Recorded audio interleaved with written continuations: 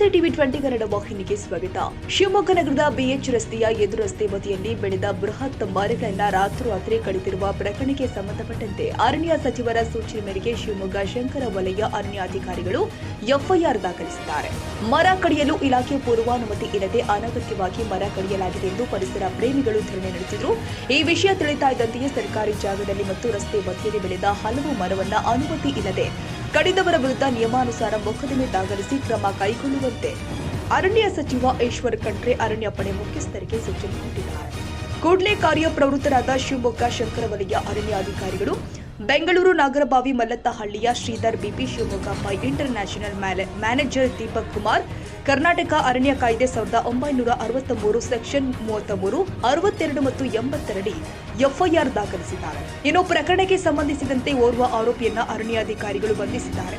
ಆರೋಪಿ ಶಿವಮೊಗ್ಗದ pi inter national ವ್ಯವಸ್ಥಾಪಕ ದೀಪಕ್ ಕುಮಾರ್ ಎನ್ನುವರನ್ನ ಅರಣ್ಯ ಇಲಾಖೆ ಬಂಧಿಸಿದೆ. ಹೀಗಾಗಿ ಒಬ್ಬರನ್ನ ಬಂಧಿಸಿ ಅರಣ್ಯಾಧಿಕಾರಿಗಳು ತನಿಖೆ ಆರಂಭಿಸಿದ್ದಾರೆ. ಕನ್ನಡಿಗರ ಮೆಚ್ಚಿನ ನಿಮ್ಮ ಟಿವಿ 20 ಕನ್ನಡ ವಾಹಿನಿ ಇದೀಗ ಟಿವಿಯಲ್ಲಿ ಲಭ್ಯ. ಕರ್ನಾಟಕ ಮತ್ತು ದೇಶ ವಿದೇಶದ 360 ಡಿಗ್ರಿ ಸುದ್ದಿ ವಿವರವನ್ನ ಪಡೆಯುವುದಕ್ಕೆ ಟಿವಿ 20 ವಾಹಿನಿಯನ್ನು ಲೈಕ್ ಮಾಡಿ, ವಿಡಿಯೋಗಳನ್ನು ಶೇರ್ ಮಾಡಿ, ಕಮೆಂಟ್ ಮಾಡಿ, ಸಬ್ಸ್ಕ್ರೈಬ್ ಮಾಡಿ. HCN ಕೇಬಲ್ 842 ನಂಬರ್ನಲ್ಲಿ ಹುಕ್ಕೇರಿ ತಾಲೂಕು ಹಾಗೂ ಸಂಕೇಶ್ವರದ ಸುತ್ತಮುತ್ತಲಿನ ಹಳ್ಳಿಗಳಲ್ಲಿ ಲಭ್ಯ. PCN ಕೇಬಲ್ 129 ನಂಬರ್ನಲ್ಲಿ ಹಾರುಗೆರೆ ಸುತ್ತಮುತ್ತಲಿನ ಹಳ್ಳಿಗಳಲ್ಲಿ ಲಭ್ಯ.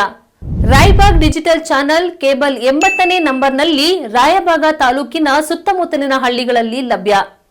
UDCN ಕೇಬಲ್ ನೆಟ್ವರ್ಕ್ ಉಗಾರ ಸುತ್ತಮುತ್ತಲಿನ ಹಳ್ಳಿಗಳಲ್ಲಿ ನಿಮ್ಮ ಟಿವಿ 20 ಕನ್ನಡ ವಾಹಿನಿಯೂ ಲಭ್ಯ.